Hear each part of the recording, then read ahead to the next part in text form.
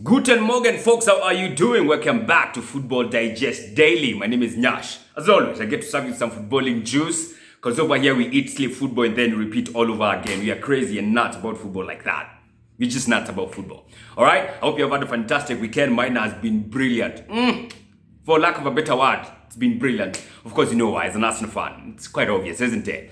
Before I go on, let me introduce something and let me get this out of the way. We're going to be having every Monday. Now, on a game squeezy, in the next couple of weeks, they might be starting off at 5 p.m. like all of them on Soton. So once we get to that situation, we're going to be having a section of which I'm calling Extra Digest. It's been there. If you go to our IGTV, utafuta series naitwa Extra Digest, you'll get it there. If you go to our YouTube channel, utafuta playlist naitwa Extra Digest, you'll get it there. Now I want to be doing it more often for the last 10 weeks because tumebakisha game week 10 Premier League ish, man. Can you believe it? This one has flown by. This one has flown by, honestly. Yeah, so you're gonna be having Extra Digest every Monday. Kama Monday hakuna game, we're gonna be having it every Monday. Okay? If there's a game on Monday, we're gonna be having it every Tuesday. We're gonna be featuring like 3 fans hivi wakuje tuone what has happened, you know? So it's gonna be mad fun. I'm looking forward to it, and we're gonna be doing it. I'll share it. I'll be sharing it live on Facebook, so you can go check it out. Of course, nita edit baadaye alafu niweke on IGTV na pale YouTube, so you can go check it out. So that's gonna be mad fun. I'm looking forward to it. All right, and we're gonna be starting it off this week. Okay, so kesho tutakuwa na Extra Digest live on Facebook, and then I'll post it on YouTube. I think on Wednesday. All right. Now, Matchweek 28 was going on. Like I said, to go 10 games into the end of the season. Okay, to the end of the season, not into the end of the season. To the end of the season, Matchweek 28 was kicking off on Friday. We had a Matchweek Digest, by the way, featuring rags from Futa Banter. Like I said, Futa Banter wako na studios, naitwa Maskani Studios. You all need to check it out. If you are looking to create content, do podcast, do videography, they got all that covered. The only thing is maybe ongeza one camera, nisikuwe na one angle. But, of course, that's gonna come in progress. But right now, if you want to go and do pods and even shoot videos, you can go and hang out with them. Check out Maskani Studios. That's their IG handle. I'm sure you've come across it by now. I'm a sponsor. So it's a fantastic place. You should go and check it out if you're looking to create content. All right? So we had them on Friday, Matchweek Digest on IG Live. And of course, we're looking into the games. Newcastle kicked off the game week against Aston Villa. Aston Villa, when you squeezy, they are falling faster than a stone in the air. Yo, I don't know what's up. I think they have won once in the last 5. Toka Grealish atoke. Clearly, they are a one-man team. That's a one-man team right there. Yeah, and I was very elated that they drew. Of course, sasa tuko 11 points now because, you know, we slapped some guys yesterday. Aston Villa ndio the one team siku ataka imalize juu yetu. Ni mbili actually. 1, Aston Villa. 2nd, West Ham. West Ham juu tutasimamisha aje, of which we're playing with them next weekend. But yeah, Aston Villa at least out tutapita. Ajua tuko on points, they have a game in hand. It's not guaranteed they're gonna win it. Kwanza wanafaa cheze hiyo before Grealish arudi. Yeah, so they drew 1-0 at St. James's Park. Newcastle, I don't know what's up with those guys, maze. Newcastle wanafaa tu waende chini. Acha tu wakwe relegated. Waende championship, wajicollect, wajue what they want in life, what they want in the Premier League, and then they can come back here. They don't deserve to be here. Yeah? So they drew 1-0 draw. Then, as if that was not enough, Chelsea subjected us to a 0-0 draw on Soton. Ali kick off mazi against Leeds United game kai inafaa kuwa na mabao bana. 0-0 draw. Thomas Tuchel still not beaten. Well, he's keeping quite a number of clean sheets, but also the draws. Mazi, hizo draws, Joe. A tad too many, aren't they? But they're still 4th in the Premier League with 51 points. Wametuacha na cool 10 points, 10 games to the end of the season. Don't know if you can convert that one. But it's only 3 losses for them, and things do change very fast in the Premier League. After that, we had, who was playing? We had Crystal Palace versus West Bromwich. Crystal Palace won that game 1-0. I did not expect anything less than that. After that, we had, which other team was in action? There was another, I think there was 2 games before the last game was played. Not Southampton and Brighton. Which one was it? Kulikuwa na game ingine hapo katikati. Ni nani hawa? Burnley and Everton. Yes, Everton are playing Burnley at Goodison Park. A game which, by the way, some people predicted Burnley might win. In the Matchweek Digest Live, there are some guys who said Burnley might walk away with the W there, and they actually did. Weirdly, at Goodison Park. It's crazy. So Burnley won 2-1 against Everton. Everton have lost 2 games back-to-back from having a fantastic run where they were winning 1-0 when, you know, in the Premier League, winning back-to-back is not easy. It's quite easy to lose back-to-back, but winning back-to-back, not for everyone. So from 3 back-to-back wins, now they have 2 back-to-back L's.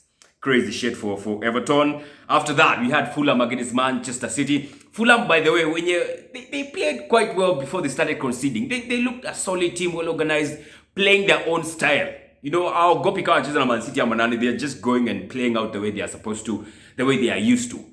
But ile time walianza kucrack, crack kabisa. Crazy howlers, stupid mistake for the first goal.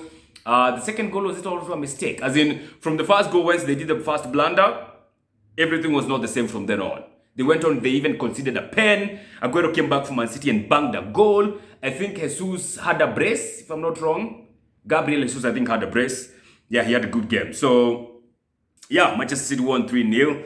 But Burnley, Fulham ni among the teams yenye hafai kwenda chini. Hasa wanacheza vizuri. So, I hope they're gonna save themselves from the chop or the drop. Then on Sunday, we had Southampton taking on Brighton, the first game. Brighton won that game. For the first time, Brighton wameshinda game venye wanafaa kushinda. Playing well and getting the W. Because they've been playing well, but not getting the W. Now, they played well and they got the W, and that was very deserved. Southampton, on the other hand, I don't know what's up with these dudes, man. As in, I don't know what's up with these guys. I have no idea. They have 1 win in 5, Southampton. I think also Brighton have now 1 win in 5 because they win yesterday. But Southampton, I don't know what's up with them. They started the season quite strongly. And then after they lost to Arsenal, everything just went down the drain. Yeah, sisi ndio tulikuwa their, what do you call it? We set off their free fall. Ndio tuliwachilia wakaanza kudunda in the Premier League because they have been falling faster. Also, so Brighton, of course, they deserved the win and they got it eventually. And that was good to see. Then we had Leicester City versus Sheffield United. This one was a shocker. It was a shocker. And the most shocking thing is not maybe the result, but some dude called Kelechi Iheanacho banging a hat-trick. Mandem could have, he almost scored 4 goals in that game if he was a bit more clinical. So, Kelechi Iheanacho bangs a hat-trick in the Premier League. And then, in the FPL, kulikuwa, I think, 68,000 people who had him as the captain. And there were 30 people who triple captained him. As in, who triple captains Iheanacho? Who triple captains Iheanacho? Tuonge tu kweli. Man, my God, as in, wonders will never cease for sure. As in, they will never ever cease. So, crazy shit. Leicester won that game 5-0. Of course, they went back to number 2, until, of course, Manchester United played later on during the day. After that, we had the big game of Matchweek 28, Arsenal hosting Tottenham. Tottenham, who, when they were coming to the game, I think they had won 5 straight matches in the Premier League, I think. Yeah? And then wanakuja wana set the bus at Emirates, bana. Wanafikiria sisi ni... You know, it's crazy. Spurs thought that they would come to Arsenal and just bamboozle us with their counter-attacking football and take the 3 points. Yo, man, they need to wake the fuck up, man. They need to wake the fuck up. And now they need to continue sleeping on their laurels and being in our shadows forever. Because that's what it is. North London is red. It will always be. It has always been. Even London. West, North, South, East, Central, kote. Kakuna Central. Yote, it's red. Sitaki kubishana watu wa Chelsea wanajua. So yeah, a very fantastic game. The first game niliona yani tunacheza vizuri yani. Yo game tulicheza vizuri bana. Yo, you know, for me, that game was quite vital because those are the kind of games I want to see how we perform. Because Spurs is a potential opponent in the Europa League quarterfinals. We might actually get the mandate in the quarterfinals or even the semis. So I want to see when you're playing against such a team, how are you gonna play? How are you gonna perform? Are we gonna continue doing the crazy shit we do? Always giving away fouls, always giving away goals, always losing concentration, you know. So I wanted to see how exactly we were gonna do in that game, and I was excited by how we performed. Everybody was on point that game. I can't recall anybody who did anything stupid. I can't recall. Oh, well, the last 10 minutes ilikuwa something else altogether. Oh, kwanza Thomas Partey ndiye alikuwa na orchestrate the madness, because the last 10 minutes mazee tulijipea pressure ingine wazimu. Oh my God, I was losing my mind. in the last 10 minutes. Because there is a Hurricane free kicks. Oh, Jesus Christ. Jesus. Thank God he squandered them because I was super tense. But everybody had a very good game. Cedric Soares had a fantastic game. Kieran Tierney, Gabriel Maze. The only thing I hope Gabriel sahi wametoa, I hope wametoa Hurricane na Bale kwa mifuko yao. Watasuffocate huko kwa mifuko bana. Watoe sasa. I guess they have. Juu wakifika huko walikuwa watoa their khakis. I'm sure pia walitoa Gareth Bale na Hurricane. In fact, it was so terrible for Hurricane. I think the first half, he did not even have one touch inside our box. Hakuwa na hata one touch of the ball inside our box in the first 45.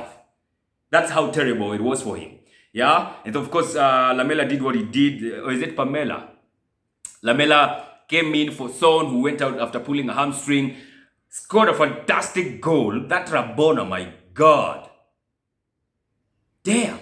That was so brilliant.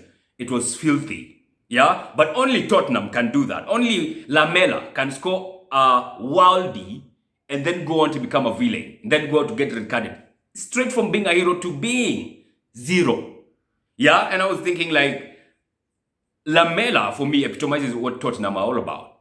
Quite promising, but ultimately, they are freaking bottlers. They will always bottle the chances, man. Because Tottenham, after afunge your bow, they did nothing.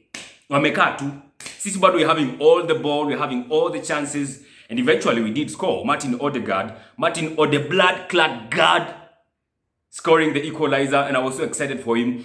Maze, Odegaard has to be made permanent, bana.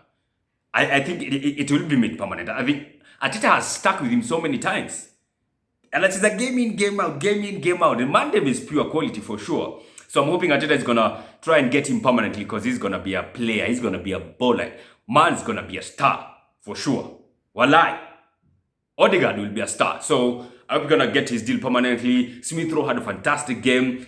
Saka was not that bad, but he was not that brilliant. Either he was taking off in the during halftime, then Pepe came on. Pepe tried, his thing.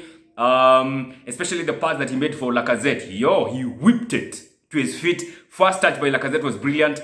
Not so much on the second. Dually fluff his lines, man. Alafu pena. Tulipewa. For the first time in like forever, VR made to favor. That was not a pen. Let me straight up. It was not a pen. Yeah? But tulipewa. Ukipewa, utakata. Utaambia ref zizi by the no, hiyo si pen. Staki. Usini staki. You're not going to do that. So once you're given, you take it with both hands and you convert it, and Lacazette did that. And I was hoping Lacazette was going to lead us to victory yesterday because he was the captain. Yeah, Aubameyang was dropped because of disciplinary issues. And that's also something positive. So I was hoping Lacazette, since you're the captain, you have the mantle now, lead us to victory in a North London derby. He loves scoring big games. He does love scoring against Spurs for sure. And he continued that yesterday, and it was good to see. Aubameyang being dropped because of disciplinary issues, that was also something refreshing because, Arteta hakuna jokes hapa. Ukichelewa, ukifanya kitu ufai kufanya, ikuwe ni captain, ikuwe ni msi anakaa kwa bench, no chance. Disciplinary measures need the same. So that was good to see. The only one issue niko nayo na Arteta. One only. Martinelli. Kwani Martinelli alikosea nani? And let me tell you, I'll be even more worried if Martinelli does not play on Thursday or West Ham.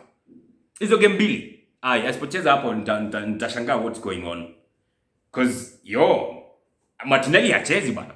Hata jana hakuwa in the squad at all. Leave alone on the bench. He was nowhere to be seen. So I hope he's just resting him up so that, once we get to the final third of the season, where I think we are right now, then he can come through for the club. I hope that's the deal, because I'm surprised why Martinelli is not playing. I'm very surprised. So, yeah, that's what's up. So, the last game, of course, ndio inachezwa saa hii, repeat. United were playing against West Ham, and they won that game 1-0. Well, they got the 3 points. I think that's the most important thing to take from that game. There was nothing beautiful to see, nothing flashy, just the 3 points, and maybe sometimes that's all you need.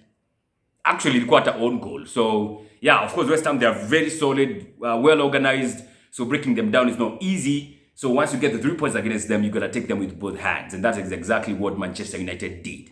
All right? That's all for now, folks. Have a fantastic week.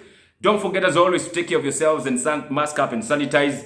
And like I said, tomorrow we're going to be having the first, I think it's the first for this season, extra digest session where you're going to be looking into details what happened over the week. All right?